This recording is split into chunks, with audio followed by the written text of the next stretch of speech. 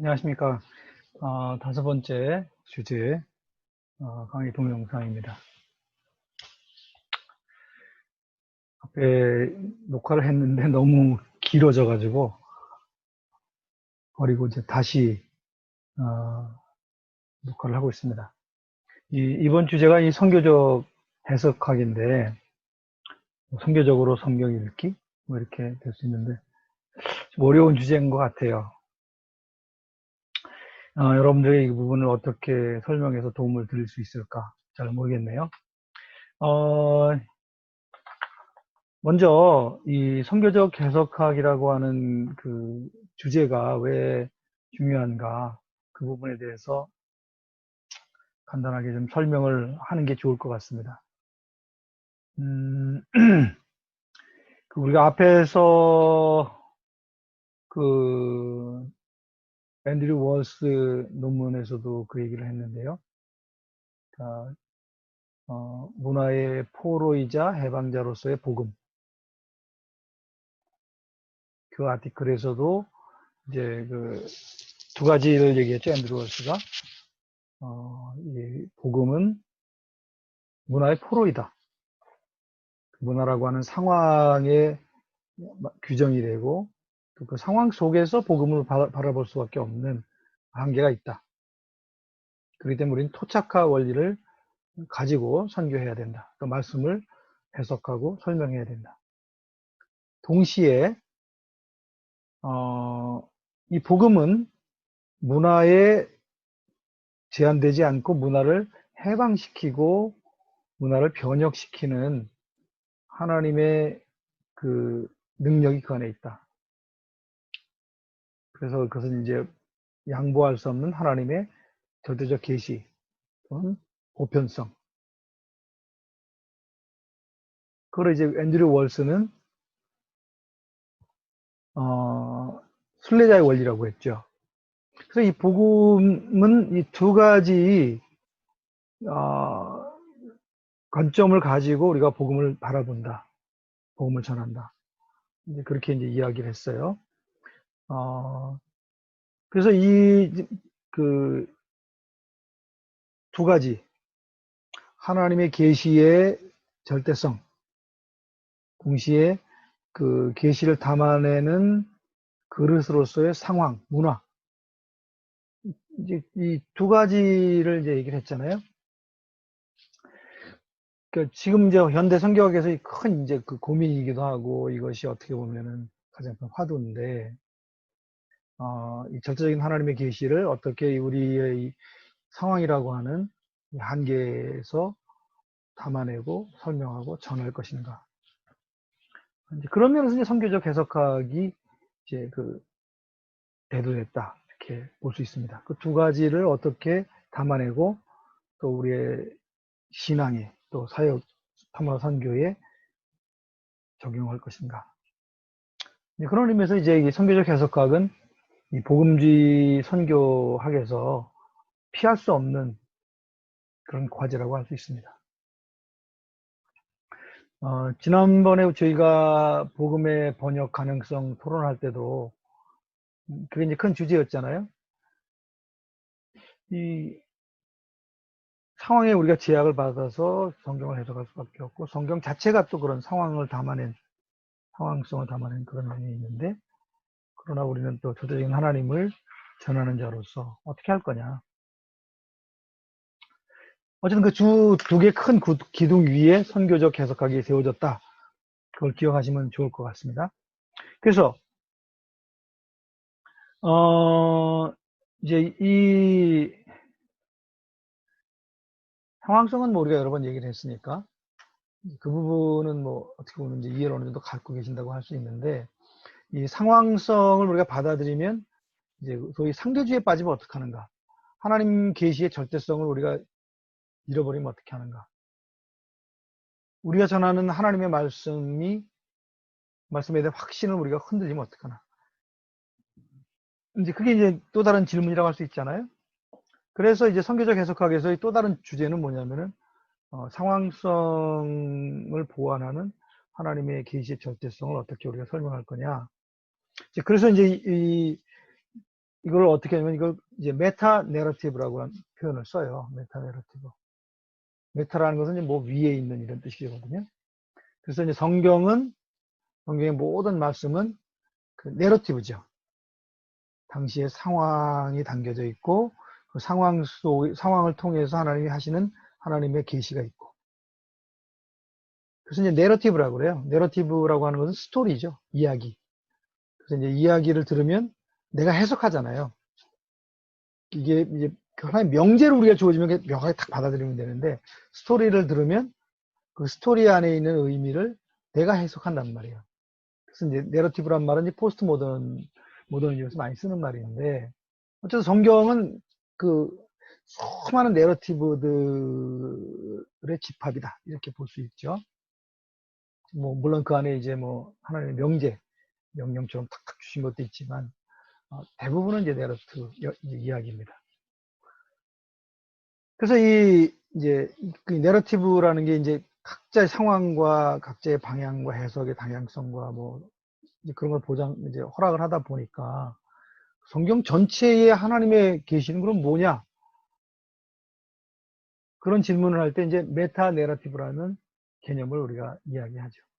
이 다양하게 보이는 이 스토리들을 다 엮고 하나의 거대한 스토리로 묶는 그 소위 메타 내러티브가 있다. 이거는 하나님의 계시고 우리가 타협할 수 없는 하나님의 절대적인 것이기 때문에 양보할 수 없는 것이다. 자, 그렇다면 그러니까 이제 상황성이라고 하는 것에 이제 이제 약점을 이 메타 내러티브를 우리가 갖게 될 때 이제 보완이 되잖아요. 그래서 이제 그 성경을 볼 때 두 개의 앵글로 보는 것이죠. 그러니까 이 수많은 창세기 1장부터는 계속 스토리들이 쭉 진행되는데 그 스토리들 속에서 그 안에 있는 상황도 보려고 하고 그 상황에 다양한 관점들이 있고 그런 그 해석을 할 수 있고 그러나 그 위에 메타 내러티브라고 하는 거대한 하나님의 스토리가 흘러가면서 이 스토리들을 다 엮어주는 거죠. 근데 이제 포스트 모더니즘은 이 메타 내러티브를 부정합니다. 이 메타 내러티브를 강조하게 될 때 이 각각의 스토리들이 일종의 통제당하고 억압당한다 이렇게 이제 보기 때문에 그 리오타르라고 하는 그 캐나다 학자가 이제 그 포스트 모던에 대한 그런 이제 시작을 하는 그런 책을 쓸 때에 그분이 가지고 있던 이제 가장 큰 이제 주제가 뭐냐면 메타 내러티브를 없애야 된다. 그것이 우리 모든 다양하게 이루어지는 이 다양한 상황성들을 통제하기 때문에 근데 이제 저희는 그렇게 할 수 없죠. 이 메타 내러티브가 우리에겐 가장 중요한 것이죠. 그래서 이제 전통적인 신학에서는 이제 메타 내러티브를 절대화해서 그다음에 그것에 의해서 이 각각의 내러티브를 통제한다는 면이 있어요. 근데 그거는 이제 오늘날 우리가 상당히 많이 약해졌다고 그래야 되나?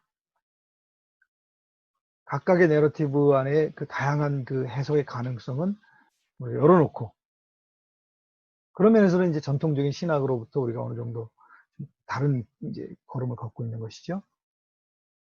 그러나 그럼에도 불구하고 이 메타 내러티브는 우리에게 굉장히 중요한 지침이 된다. 이렇게 이해하시면 되겠어요. 이게 이 부분을 설명하기가 어려워요. 이제 저는 제가 철학을 했기 때문에, 이 메타 내러티브가 왜 무너졌는가 하는 것들에 대해서 소위 이제 철학으로 보면 형이상학이죠. 그래서 이제 형이상학이 철저히 무너지고, 이제 소위 인식론, 형이상학적인 토대, 그거를 벗어난 새로운 형태의 인식론을, 이제 오늘날은 그 지배가 되는데, 이 인식론에 있어서 오늘 지배적인 게 이제 해석학이에요. 해석학. 해석학이라는 게 뭐냐면, 아까 내러티브라고 했잖아요. 내러티브, 모든 세상의 어떤 이야기로 보는 거죠. 세상의 것들을.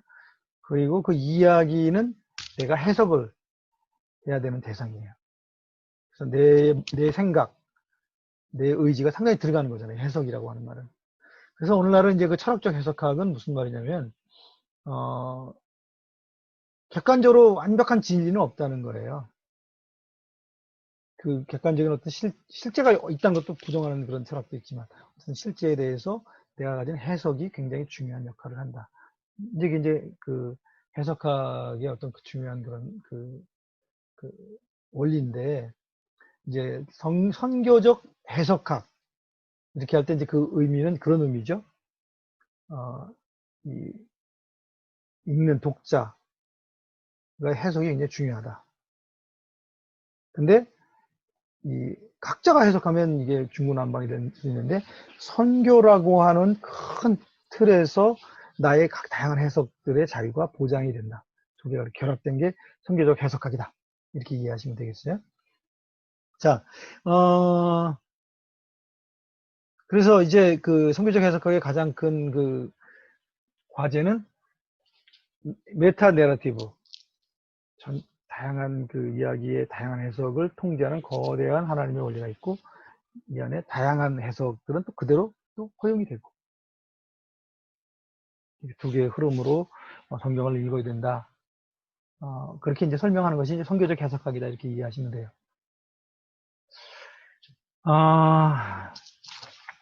이 철학적 해석학, 교회를 위한 철학적 해석학, 꼭 읽어보셨으면 좋겠어요. 여러분들이 이 해석학에 대한 이해를 갖는 것이 오늘날 뭐 신학을 할 때도 필요하고 선교학에서는 더더군다나 필요하고. 그런데 어쨌든 간에 좀 어려운 책이지만 여러분 다시 한번 권해드리고요. 그래서 이제 이 두 가지를 통합하는 그런 그 여러 가지 시도들이 있는데, 그것이 이제 선교적 해석학에서 나오지만, 또 한 가지 이제 제가 좀 설명할 수 있는 게 그 트리니티 교수님이신 벤 후저 그 교수님이 이 성경 전체에 대한 해석을 드라마로 설명을 했어요. 그러니까 뭐 스토리나 드라마나 뭐 비슷한 내용이라고 볼 수도 있는데, 이제 그 드라마로 이 성경을 설명하는 것도 이제 똑같은 이제 고민인 거죠. 메타 내러티브와 또 상황에 의해서 이제 다양한 해석이 가능한 이 내러티브 두 가지를 어떻게 조합하느냐, 그 한 방식을 보여주는 건데, 제가 좀 그거를 좀 여러분 보여드리면서 설명을 하는 게 좋을 것 같은데요. 자, 이게 이제 벤 후저 교수님이 쓴 책인데요. 우리나라 말로도 번역이 됐죠. 드라마로서의 교리인데요. 이제 이 벤 후저 교수님은 이제 철학적 배경을 가지고 있는 분이라 해석학에 대한 깊은 이해를 가지고 있고, 우리가 성경을 볼 때도 결국은 그 해석학적인 그 틀을 우리가 사용할 수밖에 없다. 근데 이제 철학적 해석학적인 틀을 우리가 가져올 때 한계는 뭐냐면은, 소위 그 하나님의 절대적 계시성을 유지하기 어렵죠. 내 해석이 굉장히 중요해지니까. 그래서 이미 그 두 가지를 조합하는 방법으로서 디바인 드라마라고 하는 개념을 이야기합니다. 또는 여기 티어 드라마, 신적인 그 드라마라는 개념인데요. 여기 보면 이제 이 드라마라는 개념을 통해서 두 가지를 통합을 합니다.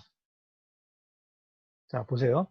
이제 그 하나님을 여기서는 이 드라마에 있어서 하나님은 그 플레이라이터나 프로듀서, 제작자세요. 하나님이 이 전체를 드라마를 만들어 가시는 분이야.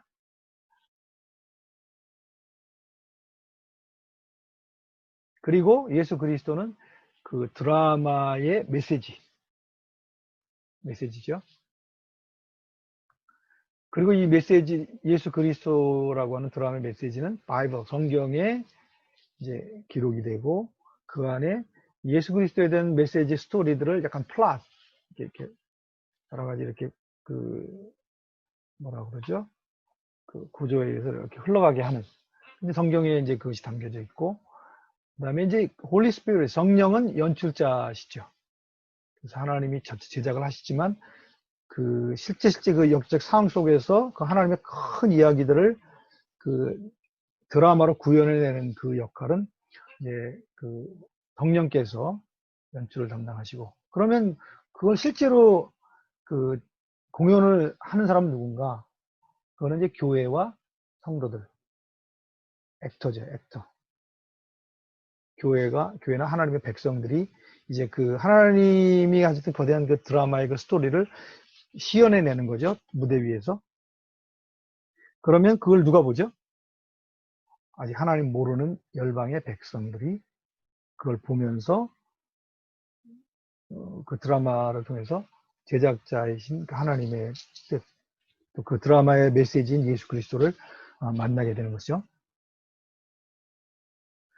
그래서 이제 이 지금 디바인 드라마라고 하는 개념은 하나님의 큰 약간 메타 내러티브를 했죠. 메타라는 게 이제 초월한 거니까 그 하나님의 생각 계시를 그대로 하지만 실제로 관객이 보는 것은 하나님이 뭘 하시는 걸 보는 게, 하나님이 영향을 가지고 전체를 이제 이끌고 가시지만 실제로 그들이 보는 것은 교회와 하나님의 백성들의 삶, 그들이 세상 가운데 살아가는 빛과 소금으로 살아가는 그것을 통해서 이제 하나님의 큰 그 스토리를 이해하고 참여하게 된다. 그래서 이제 굉장히 그 좋은 그 접근이라고 생각합니다. 디바인 드라마. 그래서 드라마로서 성경 읽기. 그렇게 이제 선정을 했습니다. 그래서 이것도 이제 이 선교적 해석학을 보여주는 하나의 이제 예라고 볼 수 있습니다. 자, 근데 이제 이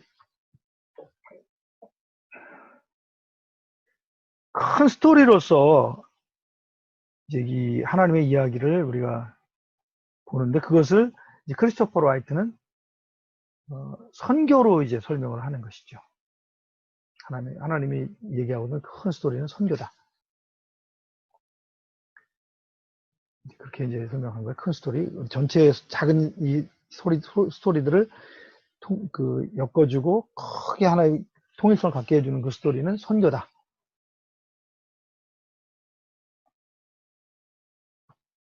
그러니까 이 크리스토퍼 라이트가 이제 그 책에서 그런 얘기를 하죠. 왜 자기가 이 선교적 해석학에 대한 관심을 갖게 됐는가. 이제 이 크리스토퍼 라이트 같은 경우는 뭐 선교적 교회론, 선교적 교회 토론 거기에서 이제 시작된 것 같지는 않고요. 이제 실제로 이것이 꽃피운 건 선교적 교회 그 토론 안에서 이 선교적 해석학이 나왔지만 이분은 이제 그 All Nations Christian College라고 하는 곳에서 이제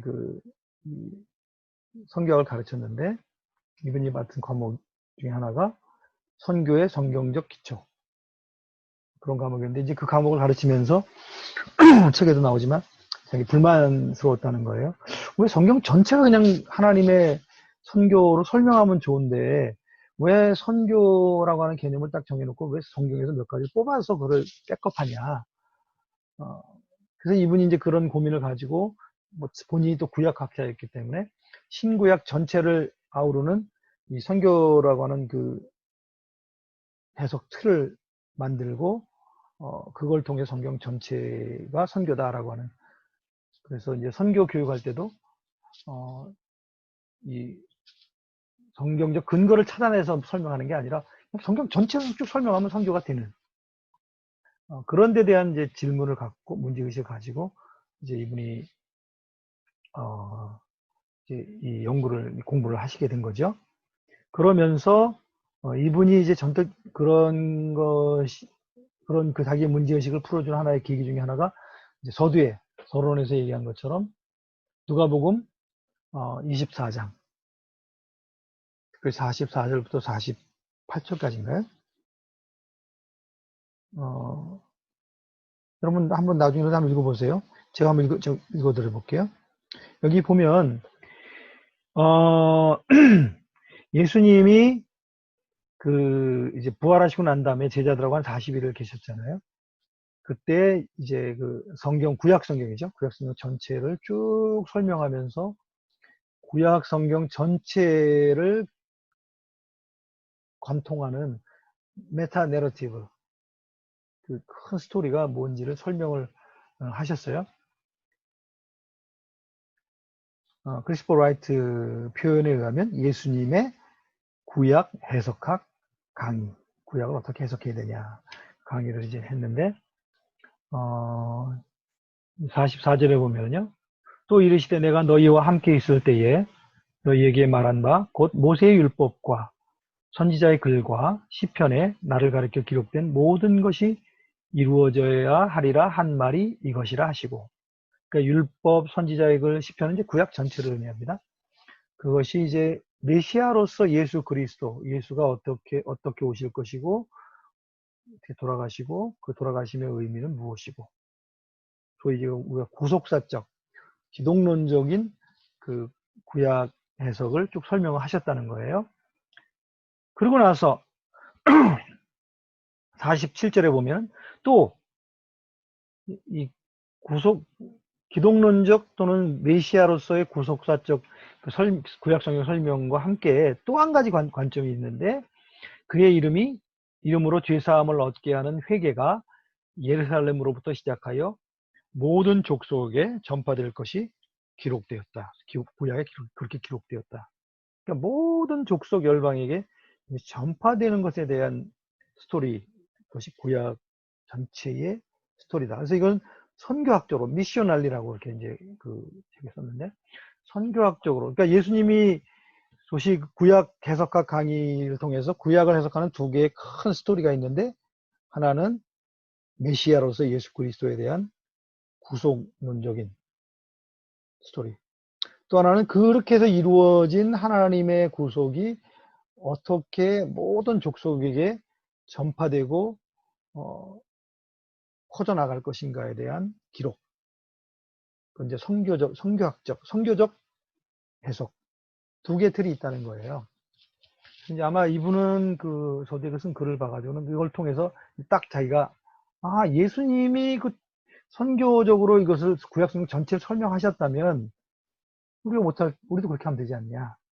자세한 내용은 이게 없기 때문에 그것을 어떻게 했는지는 모르지만 어쨌든 그런 것을 상상해서 이제 그 쭉 자기가 구약학자니까 그걸 이제 정리한 것이 선교적 하나님의 선교라는 책 내용이라고 볼 수 있는 것이죠. 그래서 이제 그 라이트는 이 선교라고 하는 그런 안경을 쓰고 신구약 성경 전체를, 그 안에 다양한 그 이야기들이 있지만 이걸 전체를 묶는 그런 그 메타 내러티브로서의 이 선교. 그래서 이제 그렇게 보는 것을 선교적 해석학이라고 하자. 그래서 이제 이분이 선교적 해석학을 우리가 만들어 가야 된다. 이제 그게 이제 하나님의 선교 그 책의 전체 내용이고, 이제 저희가 1장, 2장 그 도입부를 읽은 거라고 볼 수 있습니다. 1장은 이제 이 소위 메타 내러티브 하나님의 선교라고 하는 관점을 통해서 메타 내러티브를 쭉 우리가 세워가기 위해서, 이제 그분이 이제 하나님의 선교에서 그걸 세워갔잖아요. 하기 위해서 우리가 극복해야 할 장애물들이 뭐가 있는가. 네 가지를 얘기했습니다. 하나는, 그죠? 아까 저도 얘기한 그런 내용이죠. 성경의 핵심 몇 가지 구조를 통해서 선교를 이렇게 설명하는 이 선교의 성경적 기초, 뭐 이런 식의 접근은 우리가 극복돼야 된다. 성경 전체 통으로 그냥 선교라는 것을 설명할 수 있어야 된다. 그래서 그 첫 번째 그 극복돼야 될 그 주제라는 거예요. 바로 이제 이 관점 때문에 하나님의 선교 이 책이 이제 굉장히 그 우리에게 통찰력을 주고 또 새로운 충격을 주고 그랬던 것이죠. 저도 이제 그 부분을 보고 저는 영어로 이제 그 강의를 들으면서 그 책을 읽었는데 그때는 굉장히 막 그 내용이 저한테는 흥분으로 다가왔었어요. 그렇구나. 성경 전체가 그냥 선교구나. 선교사로서 얼마나 그 영광스러운 일이에요. 그게 첫 번째. 그래서 이제 성경을 어떤 핵심 구절, 어떤 일부를 통해서 선교 설명하는 것을 넘어서야 된다. 그게 첫 번째고요. 두 번째 우리가 넘어야 될 게 소위 multicultural hermeneutical perspective. 그러니까 이제 local theology라고 그러죠. 각 문화권마다 자기의 문화적 배경에 의해서 성경을 해석할 수 있다. 그게 이제 요즘 이게 저희 상황신학이잖아요. 상황신학, 상황신학. 근데 이제 이분은 그걸 반대하는 건 아니에요. 그러나 거기에 우리가 매여 있으면 소위 메타 내러티브로서의 하나님의 성경 그 스토리를 설명할 수 없기 때문에 그 부분을 뛰어넘어야 된다. 그래서 각자 문화적 상황에서 소위 상황화 신학을 우리가 할 수 있지만 거기에 매여서는 안 된다. 그걸 넘어서는 하나님의 거대한 스토리가 있다. 내러티브가 있다. 그렇게 이제 그 두 번째를 얘기했고, 세 번째가 뭐냐면은 beyond contextual theologies. 이제 앞에 그 local theology하고 같은 말일 수도 있는데, 세 번째 우리가 뛰어넘어야 될 거는 이제 소위 상황화 신학, 상황적 신학. 이게 이분은 이제 그 예를 들었어요. 앞에 두 번째는 각 문화권마다의 그 신학적, 성경 해석의 접근을 얘기한다면, 세 번째는 이제 이해관계, 이념, 그래서 이제 예를 들면 대표적인 이제 해방신학이죠. 가난한 자, 약한 자, 또 억눌린 자를 대변해서 이 성경을 해석하겠다. 그걸 이제 상황적 신학이라고 그러는데, 그런 부분, 그렇게 신학하는 것을 부정하는 거 아니에요? 그러나 그것을 넘어선 그 하나님의 거대한 이야기를 추구해 가야 된다. 그게 세 번째고요. 네 번째는 Beyond Postmodern Hermeneutics. 그러니까 이제 포스트모던적 해석학을 뛰어넘어야 된다. 그러니까 포스트모던이라는 건 그 리오타르란 분이 이제 그 포스트모던 철학을 여는 책을 썼는데 그분 그 책을 보면 그분의 그 이제 토론 쟁점은 뭐냐면요. 소위 메타 내러티브를 깨부시자 이거예요. 그러니까 저희 입장에서는 이제 뭐 하나님의 구속사적 관점, 하나님의 선교적 관점, 그것이 이제 메타 내러티브로 볼 수 있는데 이제 세속사의 관점에서 볼 때는 그 뭐 진보주의적 이념. 그게 이제 그 현대 그 모더니즘을 지배하는 거거든요.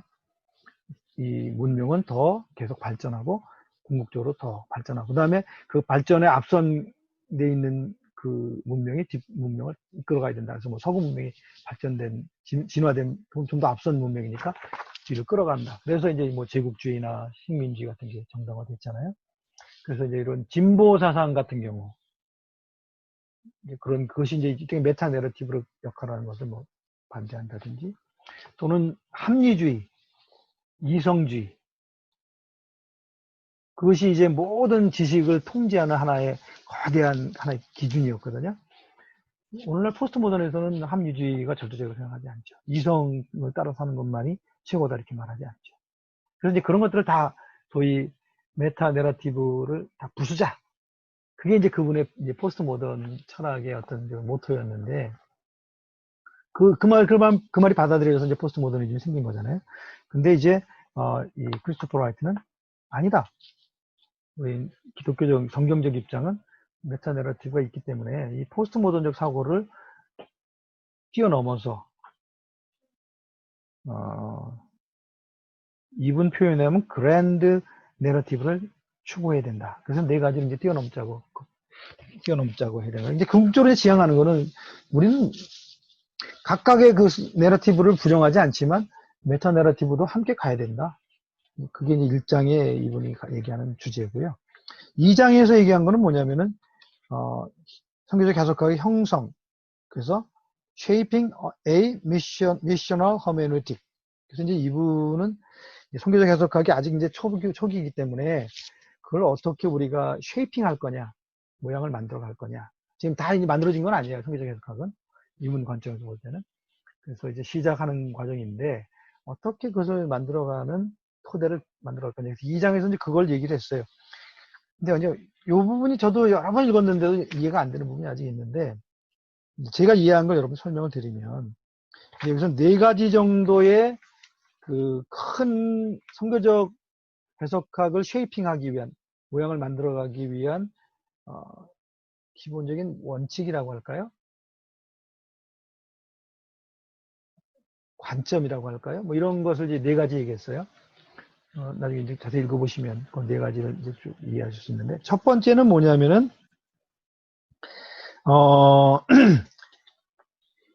이 성경을 뭐 어떻게 봐야 되냐면, 성경을 하나의 어떤 뭐 하나님의 계시의 명제로 쫙 주신 게 아니라, 이 성경은 하나님의 선교가 진행되는, 하나님이 하나님의 선교를 쭉 진행해 오셨는데, 창세기 창조 사건부터 이제 계시록까지 진행해 오셨는데, 그 선교적 활동들을 기록한 것이다.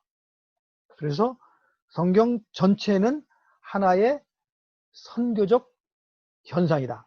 또는 하나님의 선교의 결과이다. 이렇게 이제 보는 거예요. 그러니까 우리가 이런 패러다임을 바꿔야 된다는 거죠.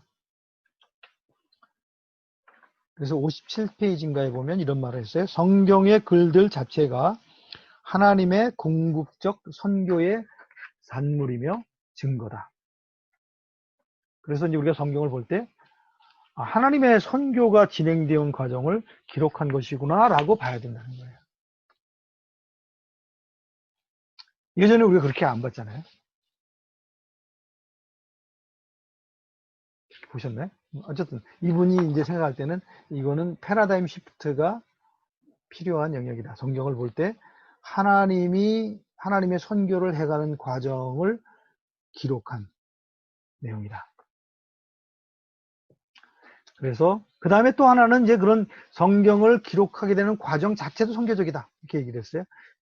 58페이지에 보면 이러한 본문들의 기록 과정은 성경을 기록하는 그런 기록 과정 자체도 종종 본질상 대단히 선교적이다.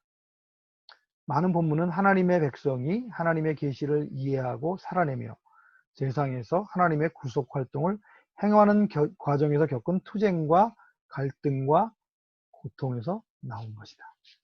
그래서 이제 이 선교를 행하던 하나님의 선교, 또 하나님의 백성들이 하나님의 선교에 참여하는 그런 과정에서 나와 있는 과정들을 기록한 것이 성경이다.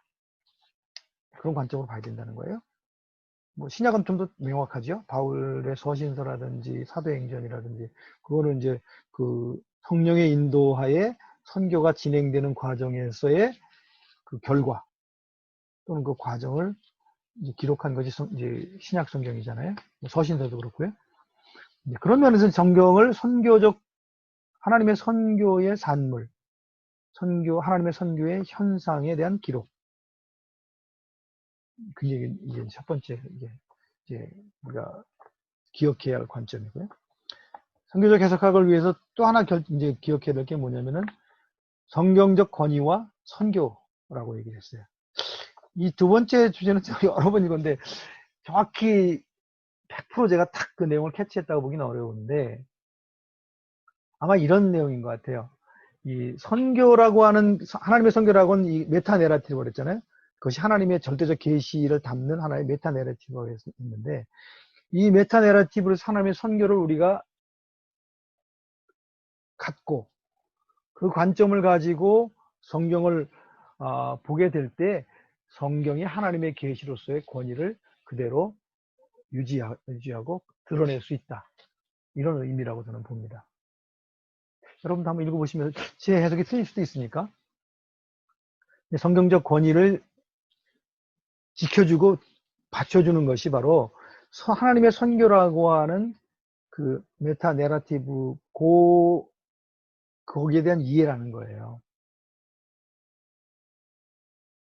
그러니까 우리가 개개의 스토리 속에 빠져서 다양한 문화적, 역사적 상황 속에 그냥 몰입이 돼서 성경을 해석하기만 하고 끝나버리면 하나님 계시의 절대성을 우리가 잃어버리게 되니까 그럼 하나님의 계시의 권위도 우리가 잃어버리는 게 아닌가. 그래서 이 메타 내러티브를 유지하는 것은 하나님 말씀의 권위를 지키는 아주 중요한 하나의 방법이다. 그리고 거기서 우리는 하나님 실제하신 하나님, 역사에 관여하시는 하나님의 그 안목을 얻을 수 있다. 설명이 되는지 모르겠어요. 그래서 성경의 그 신적 권위, 계시로서의 절대적 권위는 우리가 하나님의 선교라고 하는 메타 내러티브의 관점을 유지할 때 가능하다. 그래서 선교적 해석학은 하나님의 말씀의 어떤 절대적 권위를 유지시키는데 굉장히 중요한 그 뭐라 그럴까요? 여건 계기가 된다. 그렇게 이제 설명하는 것으로 보입니다. 세 번째는 이제 성경적 직설법과 성경적 명령법이 함께 간다고 봐야 된다. 그래서 조금 설명이 필요해요. 그러니까 성경을 볼 때 성경에는 명제도 있어요. 하나님은 어떤 분이다. 하나님은 사랑이시다. 하나님은 뭐 우상을 미워하신다. 뭐 십계명처럼 쭉쭉 명제로 우리에게 주어진 것도 있지만 성경의 95%, 99% 대부분은 소위 직설법. 이걸 왜 직설법이라고 번역을 했는지 몰라요.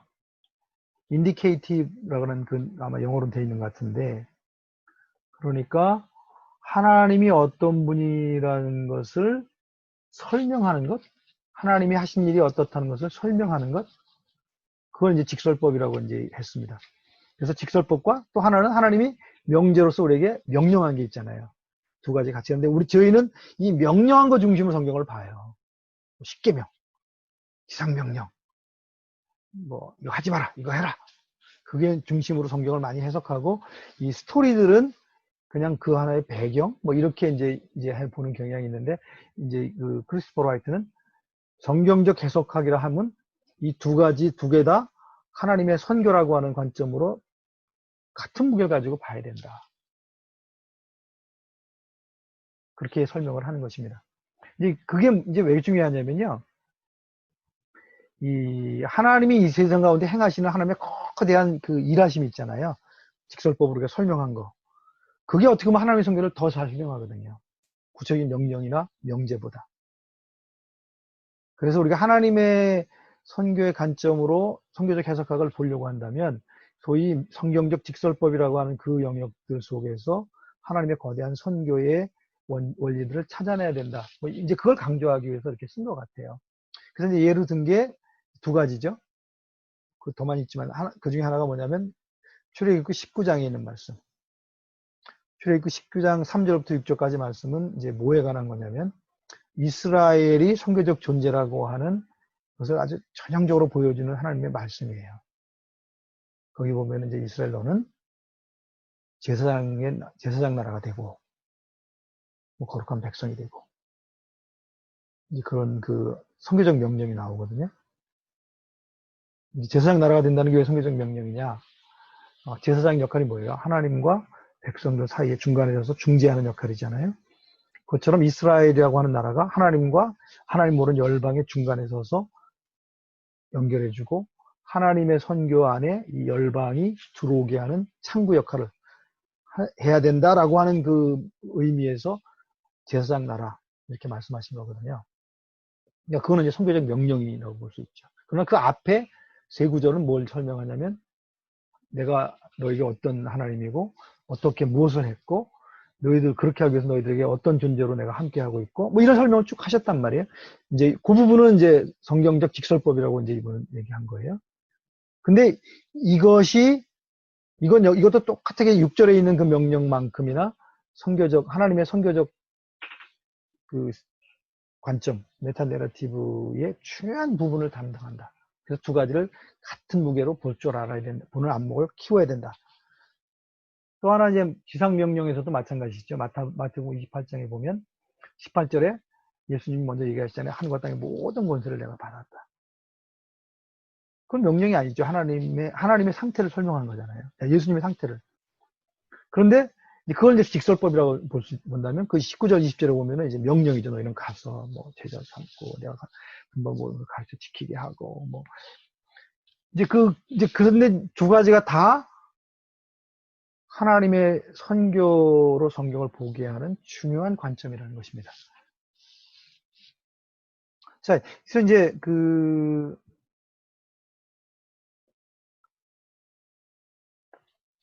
두 가지가 중요하다는 거예요. 72절에 보면 이런 구절이 있어요. 우리는 대위임령 같은 중요한 명령법에 헌신적으로 순종해야 할 뿐만 아니라, 그동안은 이제 거기에만 우리가 집중을 했는데, 전체 성경과 거기 나오는 위대한 직설법. 그게 아마 이렇게 설명인 것 같아요. 직설법이라는 게. 들에 대한 선교적 해석학도 알아야 한다. 제가 앞에 얘기했어요. 그들 대위험령과 대계명의 배후에서 대의사소통, 그것들을 가능하게 하는 하나님의 의사소통하는 그 부분을, 곧 하나님의 정체성, 하나님이 어떤 분인가, 세상에서 역사하시는 하나님의 행동, 또 모든 피조물을 위한 하나님의 구원의 목적에 대한 계시, 이런 것들을 발견하게 되기 때문이다. 그러니까 그 직설법 속에서. 그래서 선교적 해석학은 성경 계시에 나오는 직설법과 명령법을 똑같이 진지하게 다루며 각각을 상대방에 비추어 해석해야 한다. 이게 72페이지에 나오는 말인데요. 그래서 두 가지가 같이 해석되면서 하나님의 성교라고 하는 그 거대한 이야기를 그 이제 해석해내야 된다. 이게 세 번째 이분이 얘기한 거고요. 네 번째는 하나님 중심적인 세계관. 그래서 예전에는 하나님 믿는 백성들, 교회가 이 선교를 어떻게 하느냐라는 것을 이제 그 관심이었다면, 이 선교적 해석학에서의 주 관심사는 뭐냐면 하나님이 이 세상, 피조세계, 이 땅에 있는 죄인들을 구속하기 위해서 어떻게 하셨는가를 보는 관점이 좀 다르죠. 하나님이 하시는 일, 그 하나님 하신 일에 이제 교회도 동참하고 하나님 백성들이 동참하는 거죠. 그래서 신중심적인, 하나님 중심적인 세계관 속에서 하나님의 선교를 보아야 한다. 그래서 이제 네 가지의 그 원리라고 그럴까요? 성경을 보는 관점을 우리가 유지하면서 그걸 통해서 성경을 쭉 볼 때 선교적 해석학이라고 하는 틀을 우리가 만들어갈 수 있을 것이다. 그렇게 이제 설명을 했어요. 요 네 가지 의미가 뭔지를 좀 여러분 읽으시면서 좀 곱씹어 보시면 좋을 것 같아요. 제가 설명한다고 했는데 모르겠습니다. 도움이 설명이 얼마나 됐을까? 자, 그 다음에 이 강아람 교수 글인데요. 이 강아람 교수님이 사실은 제가 알기로는 장신대인가 이제 박사학위 논문을 이 성경적 해석학을 가지고 쓰신 거로 제가 알고 있는데, 그리고 이 논문은 그 본인의 박사학위 논문을 중에 이제 그 연관된 주제를 쓴 것으로 알고 있는데, 처음 봤을 때는 굉장히 저한테 도움이 됐는데 다시 보니까 조금 좀 아쉬운 면들이 보여요. 어쨌든 간에 뭐 그거는 뭐 그렇다 하더라도 이제 이분이 여기서 이제 성경적 교회론과 성경적 해석학이라고 하는 글을 통해서 성경적 교회론 논의를 하는 중에 왜 성경적 해석학이라고 하는 이 이슈가 나오게 됐는가. 제가 저도 설명했지만 다시 그걸 잠깐 설명을 해드리면 그 관계를 이분이 설명을 했으니까 이제 그 GOCN, Gospel and Our Culture Network, 성경적 교회 논의를 이제 주동한 그 미국의 단체잖아요. 이제 이 GOCN이 가지고 있었던 최초의 질문은 유비인이 던진 질문이죠. 왜 서구의 교회가 몰락을 했는가? 그 원인은 교회가 또는 교회가 전하는 복음이 세상의 변화들을 담아내지 못했다. 대표적으로 크리스티안덤이 다 없어져 버렸는데 크리스티안덤적인 그런 문화 속에서 성경을 해석하고 복음을 해석했다.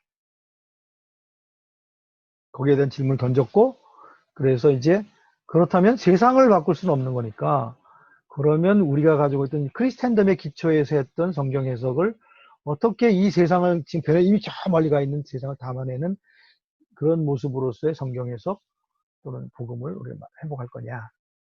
그게 이제 뉴빈이 던진 질문이고 GOCN에서 이제 그 논의했던 질문이에요. 그래서 이분들의 가장 큰 주제는 상황, 세상이 변화된 세상이라고 하는 상황과 복음의 관계를 어떻게. 그래서 이 상황을 담아낼 수 있는 복음의 그 재해석, 그걸 어떻게 할 거냐. 이런 고민을 이제 이분들이 처음에 시작했죠. 90년대 초반에. 그러다가 이제 그 논의가 어디로 발전되냐면은 교회라고 하는 논의로 발전돼요. 복음이라는 것은 좀 추상적인 영역이잖아요. 신학적인 영역이고. 근데 이제 그렇게 우리가 복음을 변화됐어. 그래서 이제 세상을 우리가 조금 더 담아내고 사람들을 이제 예수님을 복음을 받아들이게 만들었어. 그러면 이 사람들이 이제 구체적으로 그 복음을 실천하고 경험할 수 있는 것은 교회잖아요. 교회, 하나님의 공동체. 그런데 교회가 바뀌어야 되네. 그리고 이제 교회가 이 복음을 세상 가운데 드러내는 것도 마찬가지인데, 교회가 바뀌지 않으면 안 되겠구나. 그래서 이제 그 다음 단계의 논의가 뭐냐면은 선교적 교회 논의가 되는 거예요. 복음과 상황이라고 하는 그 갭을 우리가 조여서 복음의 영향력을 회복한다고 했을 때, 그 회복된 영향력을 담는 그릇으로서의 교회도 그러면 동일하게 이 상황과 교회에 대한 관점이라고 하는 것을 갭을 좁혀야 된다. 그래서 이제 선교적 교회라고 하는 그 주제가 나온 것이고, 뭐 우리나라도 어떤 의미에서 이제 큰 주제가 될 수 있죠. 이 한국 사회가 굉장히 안티 기독교인데, 우리 교회의 그런 그 복음에 대한 이해나 성경에 대한 이해나 교회의 구조라는 것이 그런 것들을 전혀 고려하지 않고 만들어진 구조라면 바꿔야죠. 그래서 이제 그 선교적 교회로 넘어가게 되고, 선교적 교회 논의하다 보니까 이분들이 이제 무슨 문제가 제기됐냐면, 성경적인 백업을 받아야 되겠다. 우리가 이 복음에 대해서도 라디칼하게 해석을 한번 해보자 그러고, 교회에 대해서도 나름대로 해보고 싶은데 사람들이 자꾸 질문하는 것이죠. 성경적으로 맞는 거예요? 우리가 이제 성경 복음의 번역 가능성 논의할 때도 사실 뭐 그 고민이 그거잖아요. 성경적인가? 그러니까 이제 이분들이 성경적으로 돌아갔고, 제일 원칙이 이제 성경적 교회 논의의 제일 원칙이 성경적이잖아요. 성경적, 역사적, 상황적, 종말론적, 실천적 이렇게 되어 있는데, 그러니까 이제 성경을 어떻게 그러다 보니까 이제 그러면 성경을 우리가 해석하는 우리 틀도 조금 더 혁신적으로 바꿔야 되겠는데 어떻게 바꿔야 되지? 그래서 아까 2002년에 이제 모여가지고 거기에 대한 이제 논문들을 발표하고 계속 그 이후에 지금까지도 그 토론을 한다고 하잖아요. 그러면서 이제 그렇게 토론하다가 자기들이 이름을 붙인 것 같아요. 그러면 이것을 선교적 교회론이라고, 선교적 해석학이라고 하는 우리의 그 범주를 만들어서 성경을 우리가 이 복음과 상황의 어떤 그런 고민, 복음과 교회, 상황과 교회의 고민, 어떤 그런 여러 가지 논의들을 성경에서 어떻게 담아낼 것인가. 그것을 선교적 해석학이라고 하자. 그리고 이제 선교적 해석학 논의를 해온 것입니다. 그래서 이제 이분들이 이제 결국 거기서 결론이 내린 건 뭐냐면은 성경을 선교적으로 봐야 되겠구나.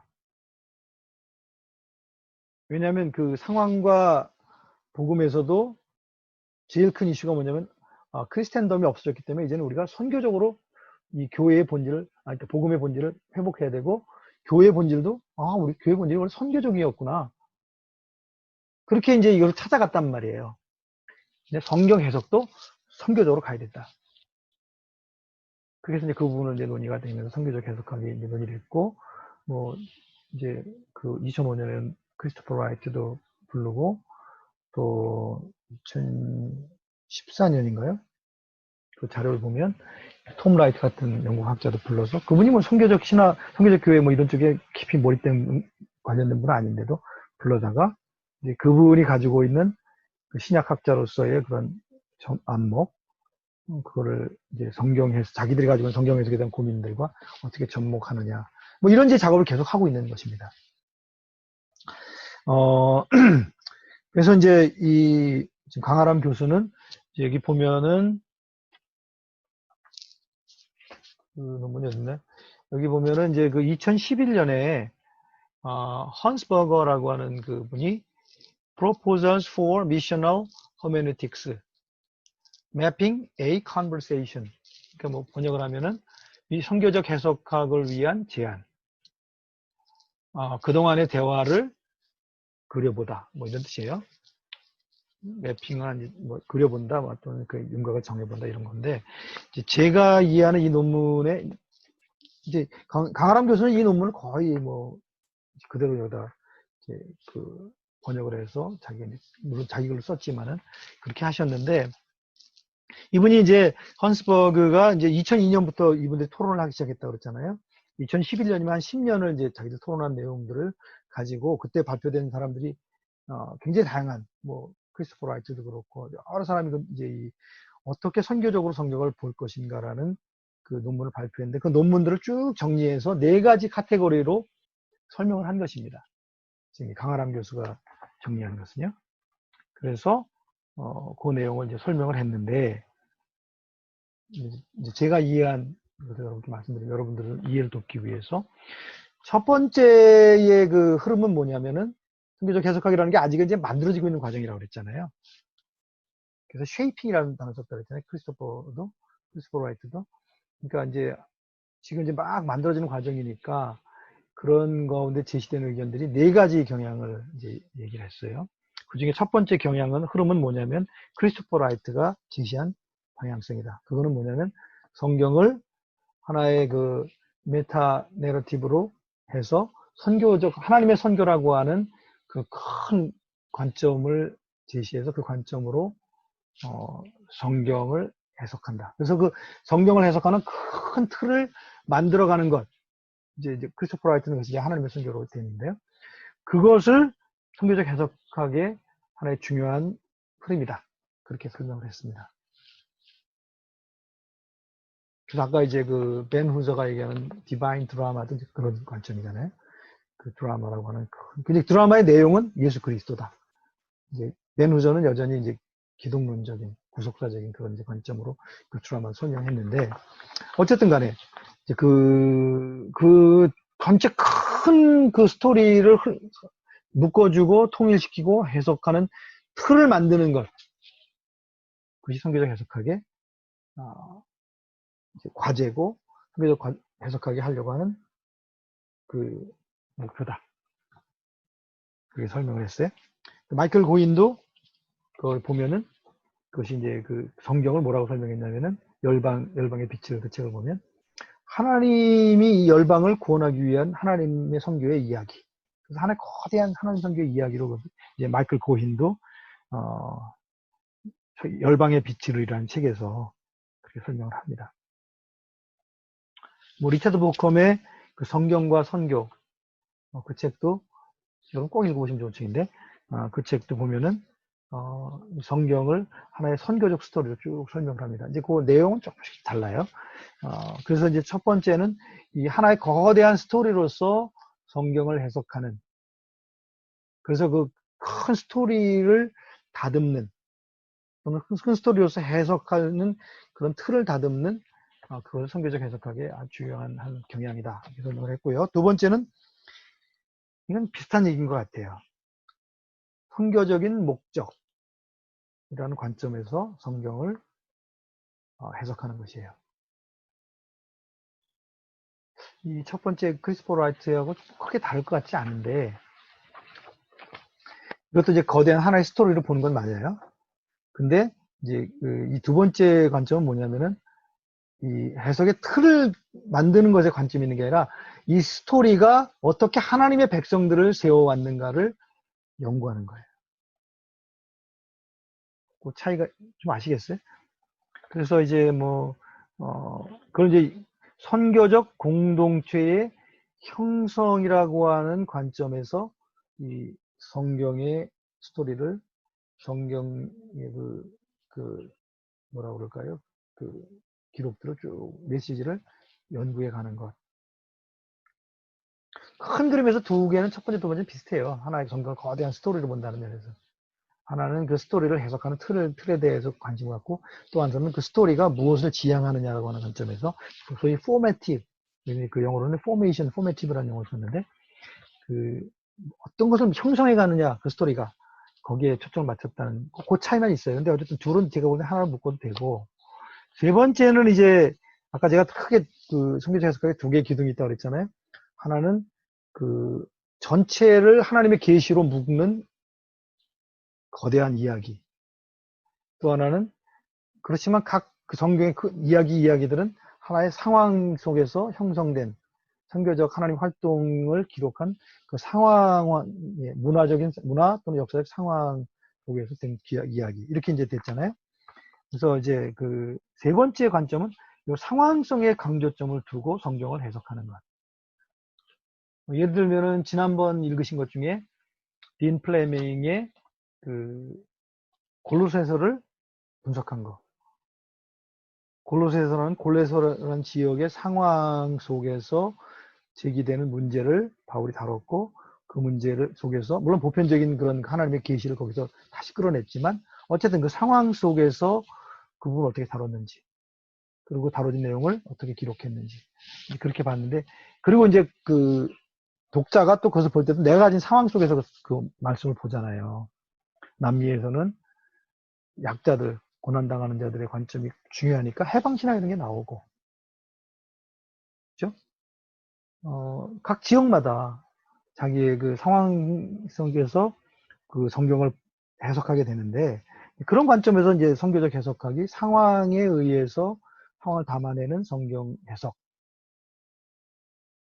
그런 관점에서 선교적 해석학을 논의하기 원하는 흐름이 또 하나 있다. 그리고 이제 마지막 네 번째는 제가 볼 때는 이제 두 개를 융합하려고 하는 매트릭스라는 용어를 썼는데, 상반된 두 개, 이 컨텍스트를 강조하는 성경 해석, 텍스트로서의 이 그 그랜드 내러티브, 그 거대한 하나님의 큰 스토리를 강조하는 두 가지를, 상반된 두 가지를 어떻게 묶어요? 근데 이제 앤드류 월스도 얘기했지만 토착화의 원리와 순례자의 원리는 같이 갈 수밖에 없다.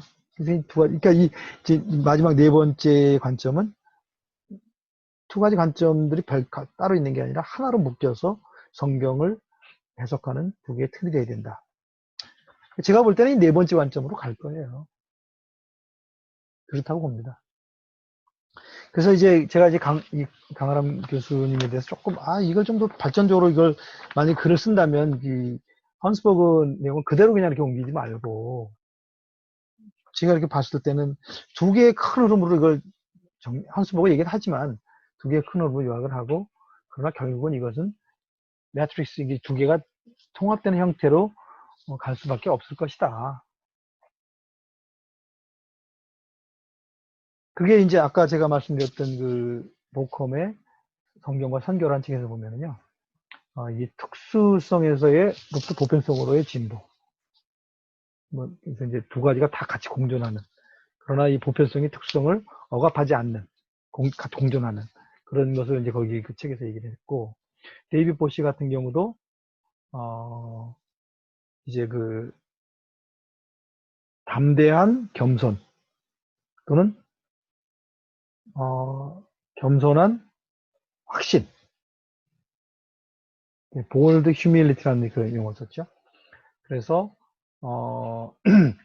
우리가 상황성이라고 하는 관점에서 성경을 우리가 이해할 때는 저 사람은 저렇게 해석할 수 있고 나 이렇게 할 수 있고, 내가 해석한 것이 나는 상황성의 제한이라 속에서 하나님의 계시를 보기 때문에 완벽하지 않을 수 있다.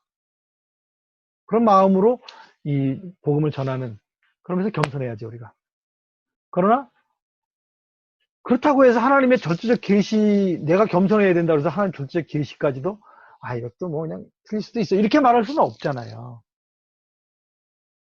그리고 이 하나님의 절대적 계시는 우리한테 확신으로 다가올 수 있는 이유가 있어요. 그거는 성령께서 우리에게 그것을 깨우쳐 주시기 때문에.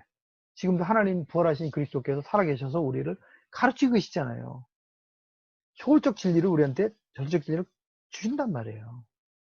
그것이 이제 메타 내러티브라고 하는 형태로 우리에게 다가오는데, 그걸 전할 때는 확신을 가지고 전해야죠. 그때도 우리가 나는 내 생각이나 내가 가지고 있는 언어나 뭐 모든 게 다 습득된 거고 상대적인 존재라 나는 확신을 가지고 말할 수 없다. 이렇게 말할 수 없거든요. 그건 확신을 가지고 전해야죠. 그러니까 이제 그 데이비드 버시는 bold, 이 하나님의 거대한 그 스토리에 대해서는 확신을 가지고 전하되, 그러나 이 상황성의 제약을 가지고 있는 존재로서의 성경을 본다는 관점에서는 겸손하게. 그래서 bold humility, 그런 개념을 썼어요. 그래서 궁극적으로 우리가 제가 볼 때는 이제 이 선교적 해석학도 이 두 가지를 통합하는 방향으로 흘러갈 것이다. 이렇게 보는 게, 저는 맞다고 봅니다. 근데 강하람 교수님 그 부분 얘기는 하진 않았어요. 뒤에 쓰신 글에서는 아마 그렇게 썼을 수도 있는데, 어쨌든 간에 이제 지금, 이 헌스버그의 글을 이제 그동안에 있었던 거를 쭉 매핑한 거기 때문에, 그동안에 있었던 우리가 지난 10년 동안 이 그룹에서 토론한 내용들이 보니까 이렇게 네 가지 경향이 나타나더라. 그렇게 이제, 얘기를 한 건데,